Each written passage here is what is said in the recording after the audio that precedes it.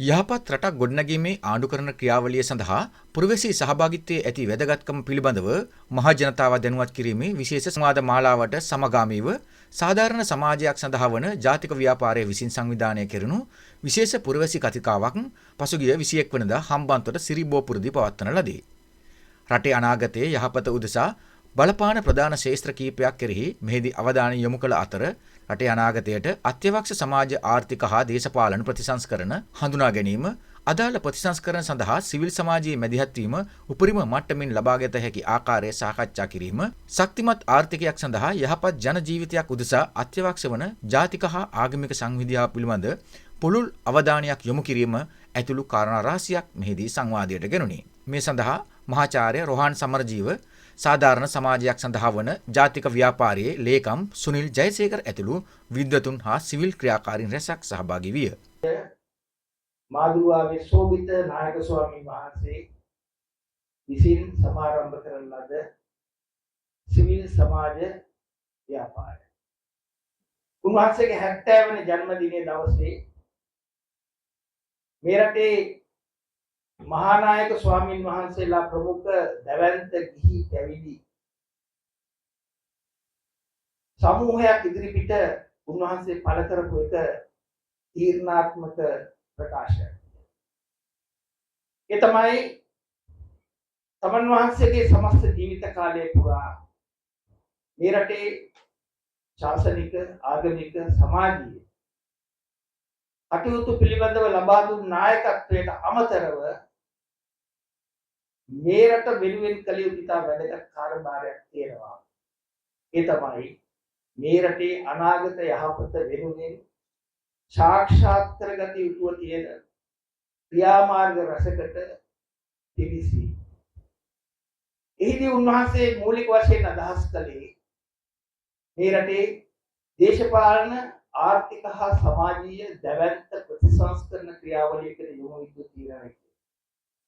එහෙම නොවුනොතින් අපි ඉතිහාසයේ අත්විඳපු අත්දැකපු ඒ ඛේදවාචකයන්ගෙන් දැවැන්ත පසුබැසීම් වලින් අපට නිදිලා ඉදිරියට යන්න බැහැ කිය. උන්වහන්සේ ඉදී මූලික වශයෙන් සඳහන් කරපු එක කාරණයක් තමයි රටේ පුළුල් දේශපාලන ප්‍රතිසංස්කරණයක අවශ්‍යතාවය. ඉතින් උන්වහන්සේ කිව්වේ ඒ සඳහා පෙනී සිටියේ මේ රටේ යහපත් දේශපාලන සංස්කෘතියක් ඇති කරගන්න නම් 1978 වර්ෂයේදී මේ රටට හඳුන්වා දුන් විධායක ජනාධිපතිකම අහෝසි කරලා පුළුල් ප්‍රජාතන්ත්‍රවාදී පාලන ව්‍යුහයකට අපි මේ රට යොමු කළ යුතුයි. ඒක තමයි උන්වහන්සේ ඉදිරිපත් කරපු ප්‍රධාන කාරණය. අපි සන්තෝෂ වෙනවා මේ මොහොත වෙන විට යසිකුරාදා අපේ රටේ අග්‍රාමාත්‍යතුමිය ආචාර්ය හරණී අමරසූරිය මැතිණිය පාර්ලිමේන්තුවේදී ප්‍රකාශයක් කරා. විධායක ජනාධිපති ක්‍රමය අහෝසි කිරීමේ ක්‍රියාමාර්ගයට වර්තමාන රජය පිළිසෙරේ. අපි මේ පිළිබඳව සතුටු වෙනවා. ඒ වගේම අපි සුබ පතනවා. අපි ඒ සඳහා ඒ ධෛර්යය දෙනවා. ඒ ලබා දෙන්නේ හුදු එක දේශපාලන පක්ෂයකට හෝ එක දේශපාලන ව්‍යාපාරයකට හෝ ලබා දෙන සහායක් විදියට. මේ රටේ අනාගතය වෙනුවෙන් මේ රටේ ප්‍රජාතන්ත්‍රවාදය ජන ජීවිතේ ආරක්ෂාව නිදහස අයිතිවාසිකම් තහවුරු කරන පුළුල් සමාජ ප්‍රතිසංස්කරණයක්. එහිදී අපි පෙනී සිටින්නේ ගැඹුරු ප්‍රජාතන්ත්‍රවාදී පරිවර්තනයක් වෙනුවෙන්. ඒක අපි අපේ සංවිධානයේ එක අරමුණක්. ඒ විතරක් නෙමෙයි අපි ඒයින් සීමාවකට වෙන්නේ නැහැ. ඒයින් සෑහීමකටපත් වෙන්නේ නැහැ. සංවිධානයක් විදිහට අපි විශ්වාස කරනවා මේ රටේ ගැඹුරු සමාජ ආර්ථික පරිවර්තනයකට එතකොට. අපි දැක්කා නිදහසින් පස්සේ ලංකා ඉතිහාසයේ පළවෙනි වතාවට මේ රට බංකොලොත්භාවයට පත් වුණා. ඒ බංකොලොත්භාවයට පත් වෙන ආසන්න මොහොතේ සංවිධානයක් විදිහට අපේ ආර්ථිකය පිළිබඳ වෙන විශේෂඥ සමිතිය විශේෂයෙන් මහාචාර්ය රෝහන් සමරජීව මැතිතුමා මේ රටේ ආර්ථික විශේෂඥයන් එකේ පිළිබඳ හමු ගැඹුරු සාකච්ඡාවකින් පස්සේ රටට ඉදිරිපත් කරා මේ ආර්ථික අර්බුදයෙන් ගොඩේමට අපි ගත යුතු අවම පොදු වැඩපිළිවෙල මොකක්ද කියන එක. ඒක මේ රටේ සියලුම දේශපාලන පක්ෂ වල ඉදිරිපත් කළා විතරක් නෙමෙයි අපි දන්නවා මේ රටේ හැම දේශපාලන පක්ෂයක්ම ඒ ගැන ගැඹුරු අවධානයක් යොමු කරනවා. ඒක එක කාරණයක්. අපි විශ්වාස කරනවා රටක් විදිහට මේ රටේ ප්‍රජාතන්ත්‍රවාදය ශක්තිමත් කරන්න නම් මේ රටේ ජනතාවගේ අයිතිය වඩා ශක්තිමත් කළ තහවුරු කරලා මේ රට ප්‍රජාතන්ත්‍රවාදී රටක් විදිහට ඉදිරියට පවත්වාගෙන යන්න නම් මේ වර්තමානයේ පවතින මැතිවරණ ක්‍රමයේ වෙනසක් අවශ්‍යයි කියන සාධාරණ සමාජය සඳහා වන ජාතික ව්‍යාපාරය ඒ පිළිබඳව ගැඹුරු මැදිහත් වීමක නියලුණා. ඒ පිළිබඳව මැතිවරණ ක්‍රමයේ පිළිබඳව රටේ දේශපාලන ප්‍රතිසංස්කරණ පිළිබඳව ක්‍රියා කරන කටයුතු කරපු විද්වත් උගත් සමූහයකගේ එකතුවකින් ආචාර්ය සුජාතා ගමගේ මැතිණියගේ නායකත්වයෙන් අපි ඒ සඳහා වන යෝජනාවලිය රටට ඉදිරිපත් කරලා තියෙනවා. ඒක පහුගිය පාර්ලිමේන්තුවේ තිබුණ මැතිවරණ ප්‍රතිසංස්කරණ පිළිබඳ පාර්ලිමේන්තුවේ තේරීම් කාර්ය සභාවට අපි වාචිකව ලිඛිතවත් මේ යෝජනාව කරා. ඒ විතරක් නෙමෙයි ඊට පසුව ඇති කරපු මැතිවරණ ප්‍රතිසංස්කරණ පිළිබඳ ජනාධිපති කොමිෂන් සභාවට ගිහිල්ලා කරුණු දක්වපු පළවෙනි සිවිල් සංවිධානයේ විදිහට අපි අපේ වගකීම් ඉෂ්ට කරලා තියෙනවා. ඒ විතරකුත් නෙමෙයි පහුගිය කාලේ මේ රටේ අල්ල සහ දූෂණය තුරන් කිරීම සඳහා ශක්තිමත් යාන්ත්‍රණයක් ශක්තිමත් නීතියක අවශ්‍යතාවය පිළිබඳව සංවිධානයක් ඉදිරියට ගැඹුරු මැදිහත් වීමක් කළා. ඒ පිළිබඳ ජාතික මට්ටමේම සම්මන්ත්‍රණ ගණනාවක් කරලා හිටපු අධිකරණ අමාත්‍යවරුන් සහ මේ රටේ දේශපාලන විවිධ දේශපාලන ධාරාවල් සෑම දේශපාලන ධාරාවකම සමාජිකයන් ඒකබද්ධ කරගන්න. අද වන විට අපි මේ රටේ අධ්‍යාපනයේ ඇති කළ යුතු ප්‍රතිසංස්කරණ පිළිබඳ ගැඹුරු සංවාදයක නියැලී සිටිනා. ඒ පිළිබඳව විද්වත් සමූහයක අදහස් ලබා ගැනීමෙන් අපි අපේක්ෂා කරන අපේ යෝජනාවලිය රට ඉදිරිපත් කරන්න. මේ අනාදී වශයෙන් අපි අපේ ඉතිහාසයේ පුරාම මැදිහත් වෙමින් සිටින්නේ අද රටේ යහපත සඳහා සිදු කළ යුතු සිදු විය යුතු වෙනස්කම් පිළිබඳව ප්‍රතිසංස්කරණ පිළිබඳව වන සමාජ දායකත්වයේ කොටස්කාර භූමිකාවක් ඉෂ්ට කරන්නේ.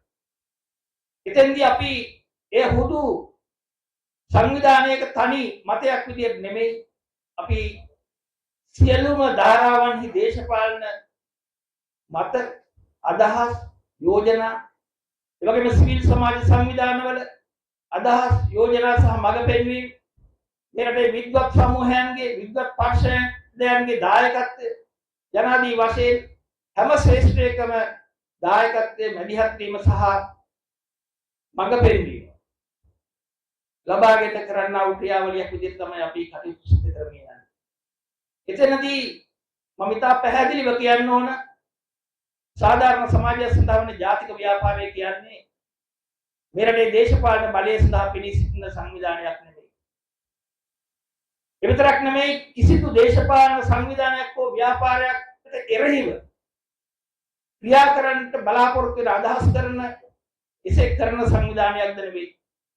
මොහොතෙන්ම දන්නවා මදුරාවේ සෝවිත නායක හාමුදුරුවෝ 2012 වර්ෂයේ සාධාරණ සමාජය සඳහා වන ජාතික ව්‍යාපාරය බිහි කරලා නායකත්වය දෙනකොට මේ රටේ විවිධ පාර්ශව සමාජයේ ඉතා බලවත් කණ්ඩායම් උන්වහන්සේගේ නිල්ලා සිටියා ඊළඟ ජනාධිපතිවරණේ පොදු අපේක්ෂකයා විදියට ඉදිරිපත් වෙන්න කියලා. ඒක බරපතල ඉල්ලීමක්. ඒක ප්‍රසිද්ධිය කරපු ඉල්ලීමක්.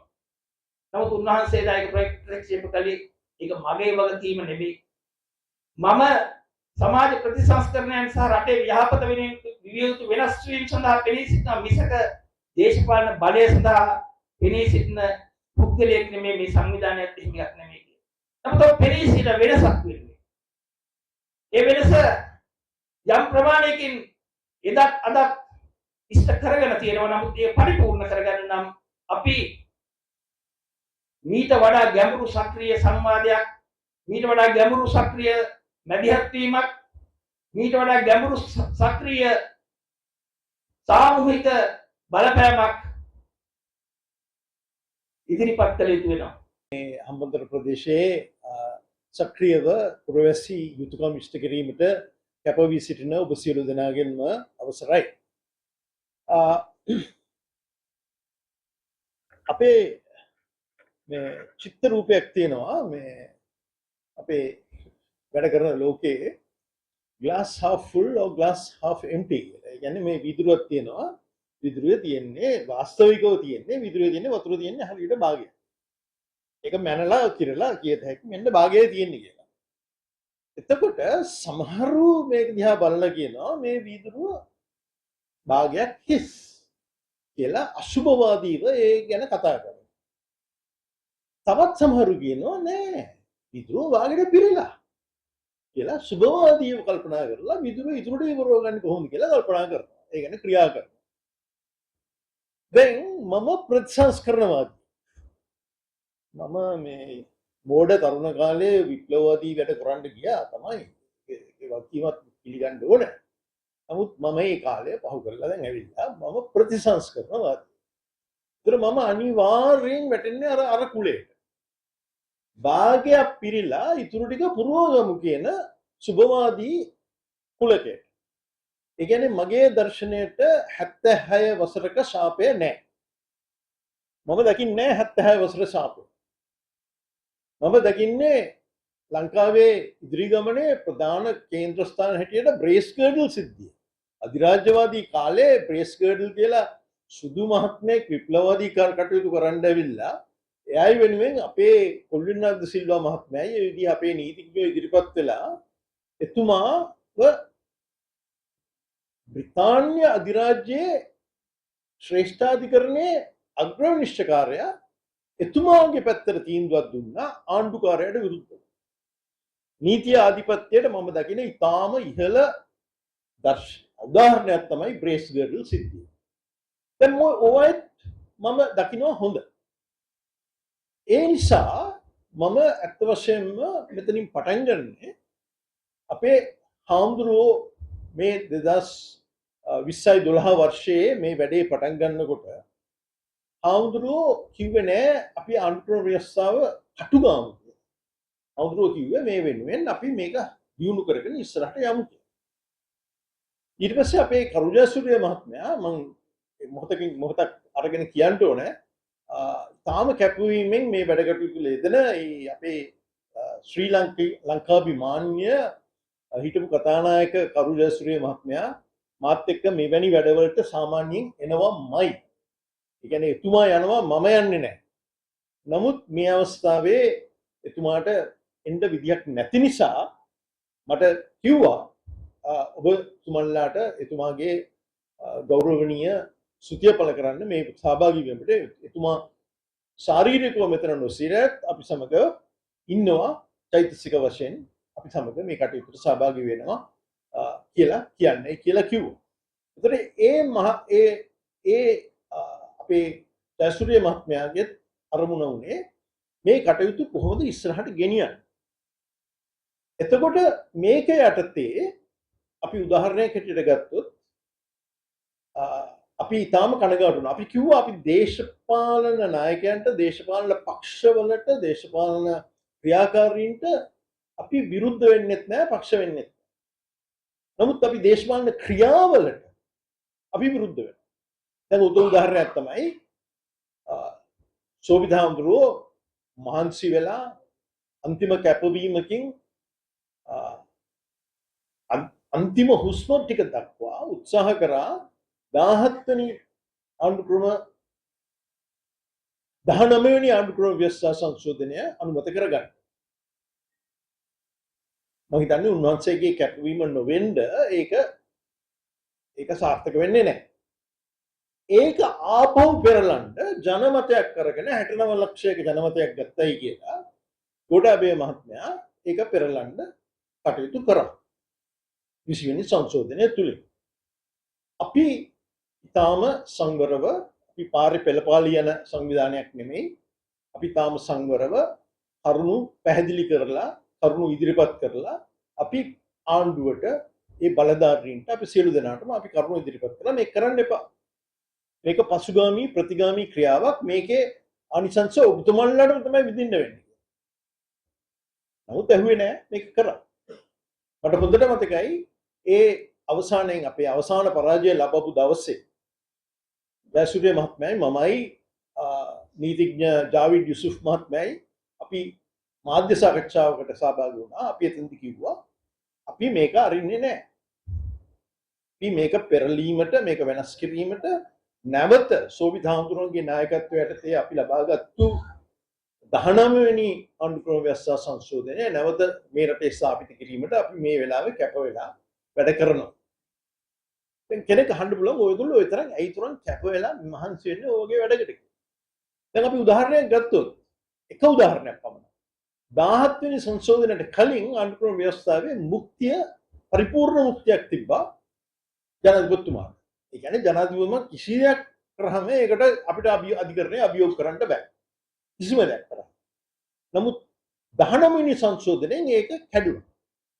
යම් අපේ මූලික අයිතිවාසිකම් උල්ලංඝනය කිරීමට එතුමා කටයුතු කළොත් අපිට නීතිපතිගේ නම ඉදිරිපත් කරලා ඒ කියන්නේ එතකොට එයාට ආණ්ඩු කරන වැඩ කරගෙන යන්න බාධාවක් නැහැ. නමුත් නීතිපතිතුමා ඒ වෙනුවෙන් ඉදිරිපත් වෙලා ඒ නඩු කටයුත්ත ඉස්සරහට ගෙනියන්න පුළුවන් කියන එක අපි ලබා ගත්තා.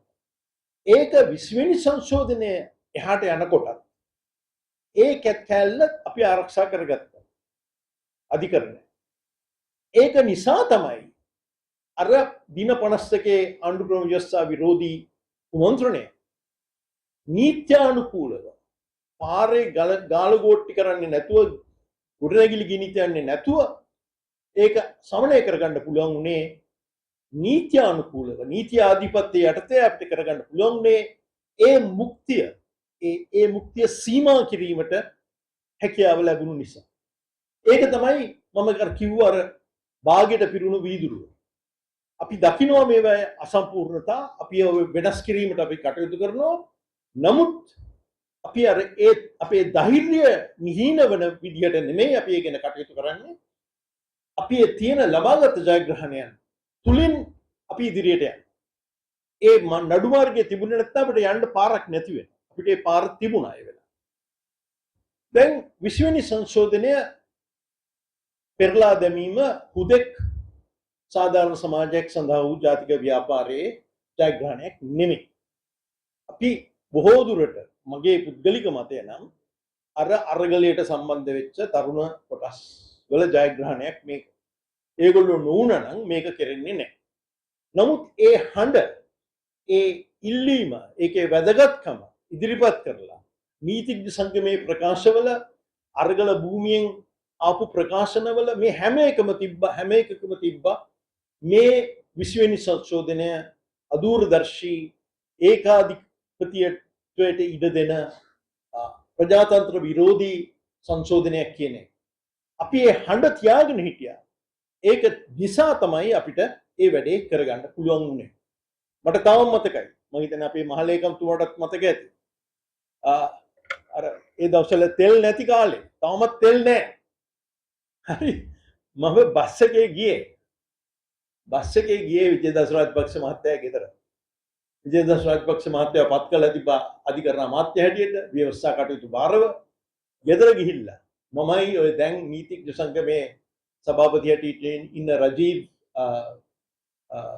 අමරසූරිය මහත්මයායි සුනිලුයි අපි කීප දෙනෙක් ගිහිල්ලා point by point වගන්ති වශයෙන් ගිහිල්ලා අපි ඉදිරිපත් කරා අපේ ඉල්ලීම.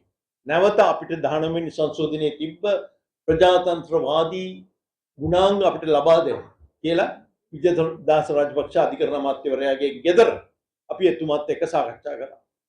ඒ විදිහට තමයි. හැබැයි අපි ඒ කරේ කොහොමද? ඒ අපේ මේ ව්‍යාපාරයට තියෙන නම, හාමුදුරුවන්ට තියෙන ගරුත්වය, කරු ජයසූරිය මහත්මයාට තියෙන සැලකිල්ල, අපේ දේශපාලන කඩේයම් වලින් තොරව අපි කරන කටයුතු නිසා තමයි අපිට මේ පිළිගැනීම හැකියාව ලැබෙන්නේ.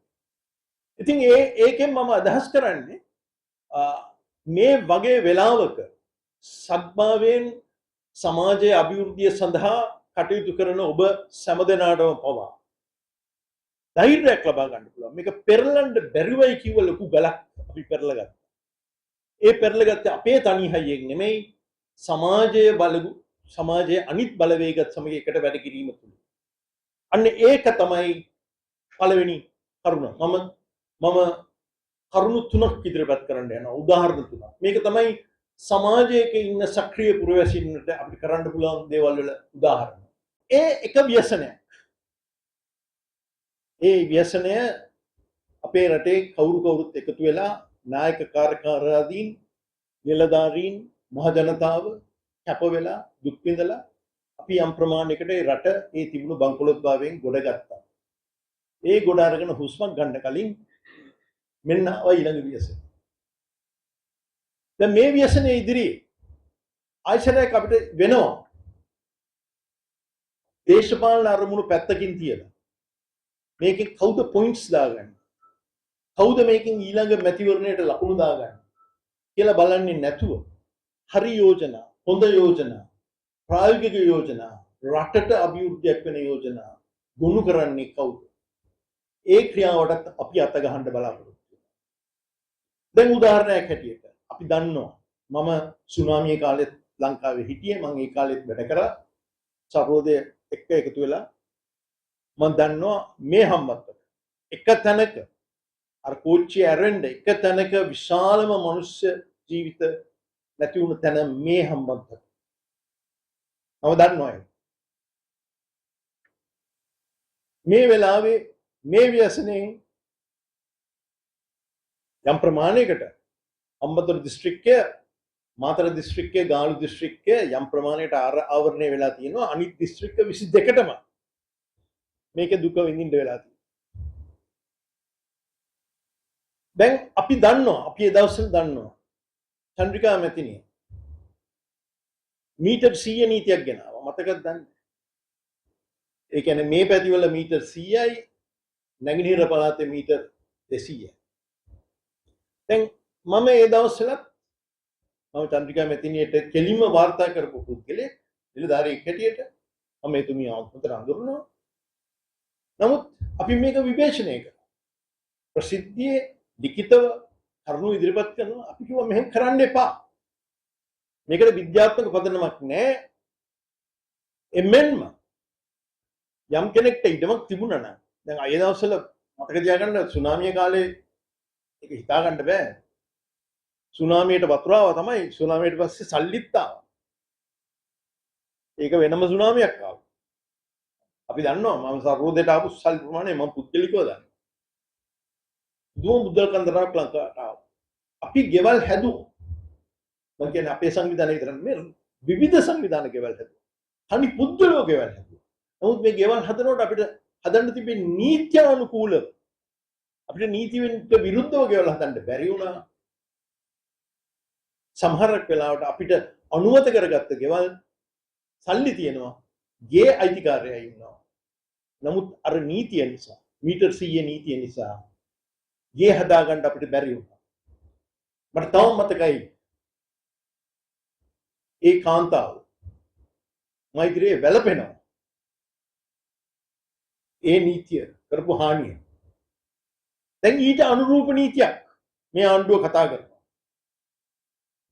මීටර් අඩි 5000න් ඉහළ සියලුම ජනාවාස අයින් කරනවා. මහනුවර නගරේ උස්සන් ගිහලා මහිය කොහෙද අම්පාරේ හරි කොහෙද දාන්න යනවා. මොනවද මේ විකාර? මේකේ කිසි විද්‍යාත්මක පදනමක් නැහැ. කිසිම විද්‍යාත්මක පදනමක් නැහැ. මං කියවනේ අපි දේශපාලකයන් දේශපාලන ක්‍රියාකාරීන් නෙමෙයි අපි විවේචනය කරන්නේ. අපි දේශපාලන ක්‍රියාවන් විවේචනය කරනවා. දැන් අපි මේ ගැන විද්වත් සංවාදයක් ආරම්භ කරනවා අලුත් අවුරුද්ද පටන් ගන්නකොට. මොකද ලංකාවේ තියෙනවා ජාතික භෞතික සැලැස්මක් කියලා දෙයක්. සල්ලි වේදම් කළා විශාල විද්වතුන් සංඛ්‍යාවක් අරගෙන නිශ්චිත ක්‍රමවේදයක් යටතේ අපි හදාගත්තු ජාතික භෞතික සැලැස්මක් තියෙනවා. ඒ සැලැස්ම යටතේ මේ රටේ මැද කොටස අපි බොහොම සංවේදී කොටසක් හැටියට නම් කරලා තියෙනවා. සංවේදී කියලා කියන්නේ යන්න එපා කියන එක නෙමෙයි, ඉන්න එපා කියන එක නෙමෙයි, සංවේදී. ආරක්ෂ පරිස්සමෙන් බලා ගන්න. සංවේදී කැඩෙන සුළු, බිඳෙන සුළු දේවල් අපේ ගෙවල් වලත් තියෙනවා. අපි ඒව ගෙදරින් විසිකලා දාන්නේ නෑ. ඒවත් එක ජීවත් වෙනවා. අපි ඒව පරිස්සමෙන් බලා ගන්න. එතකොට අපි කියන්නේ මේ විද්වත් සංවාදය තුලින් මේ ආණ්ඩුව මේ අර්බුදයේ ඉදිරියේ මේ ව්‍යසනයේ ඉදිරියේ ආණ්ඩුවට කැළමිලා හදිස්සියෙන් කියන දේවල් වලට අපි යම්කිසි සංශෝධනයක් ඉදිරිපත් කරා. ඒක වඩා මිනිස්සුන්ට බරක් නොවන විදිහට සමාජයට හානියක් නොවන විදිහට මේක හදාගන්න. අපි ඒ සාකච්ඡාව මේ අවුරුද්දේ ඊළඟ අවුරුද්දේ මුල අපි ආරම්භ කරනවා. දැන් ඔය වගේ කරුණු තමයි මේ අපේ සංවිධානය කරන්නේ. මේ එකක්වත් අපි තනියම කරන දේවල්, අපි විතරක් කරන දේවල්, අපිට ගෞරවය ගැනීමට පමණක් කරන දේවල් නෙමෙයි. අපි අනිත් අයත් එක්ක එකතු වෙලා කරගන්න දේවල්. දැන් මම තුන්වෙනි උදාහරණයක් දෙන්න. දැන් මේ කරන්න යන දේ මම කිව්වේ. මම එක පැත්තකින් කිව්වා ආණ්ඩු ක්‍රම ව්‍යවස්ථාව හදාගත්ත එක 20 වෙනි සංශෝධනය පෙරලගත්ත එක අපි කරපු දෙයක්. ජයග්‍රහණ. ඊළඟට ඒකට හැබැයි ටිකක් කල්. ලංකාවේ මිනිස්සුන් එච්චර මතක නැහැ අර ප්‍රභාරන් මහත්තයා කිව්වා අපිට තියෙන සති දෙකයි කියලා. ඔව්. ඉතින් මම ඒක තමයි හැම වෙලේම මතක් කර කර ඉන්නේ. ආර්ථික අර්බුදයේ ඉදිරියේ අපි කරපු දේවල් අපි මතක් කරා. ඒකත් අතීතේ. අපි මේ දැන් ඉන්නවා අලුත් සටනක. පොඩි දෙයක්. නමුත් මනුෂ්‍ය අයිතිවාසිකම් පිළිබඳ මම හිතන්නේ ඉතාමත්ම වැදගත් දෙයක්. ඔබතුමන්ලා හිතන්න එපා ඔගොල්ලෝ බල රහිතයි කියලා. ඔබ හිතන්න එපා දේශපාලනඥයන්ගේ අතේ කොළඹ බලධාරීන්ගේ අතේ විතරයි සියලුම බලතල තියෙන්නේ කියලා. අපි ඔය කිසි බලතලයක් නැහැ. කරු ජයසූරිය මහත්මයා මේ බලතල තිබිලා බලතල අයින් වෙච්ච බුද්ධලේ. අපිට අද ආණ්ඩුවේ තනතුරු නැහැ. නමුත් අපි විධිමත්ව විශ්වාසයෙන් ධෛර්යයෙන් අනිත් අයත් එක්ක සහයෝගයෙන් විචාරශීලීව සාක්ෂිමත පදනම්ව මේ විදිහේ කටයුතු කරලා ඔබතුමන්ලාට දැන් තේරෙනවා ඇති අපිට රටේ වෙනසක් කරන්න පුළුවන් කියලා. තව ගොඩක් දේවල් තියෙනවා කරන්න. විශේෂයෙන් මේ ඉදිරි අවුරුද්දේ මේ රටට පිච්ච ව්‍යසනයේ ඉදිරියේ හරියට දැනුමක් තේරුමක් නැතුව මේ අඩි 500 නීතිය වගේ දේවල් වැඩි කල්පනා කරන්නේ නැතුව ක්‍රියාත්මක කරන්න ගිහිල්ලා වෙච්ච අසාධාරණ වැඩි තවත් අසාධාරණ වෙන්න ඉඩ තියෙනවා. නමුත් ඒව සමනය කරගෙන ඉස්සරහට යෑමට අපි කැප වෙනවා. ඒ අපේ ගමනට ඔබතුමන්ලාගේ ඔබතුමියන්ලාගේ ඔබ වහන්සේලාගේ සහයෝගය අපිට ලැබෙයි කියලා අපි විශ්වාස කරනවා.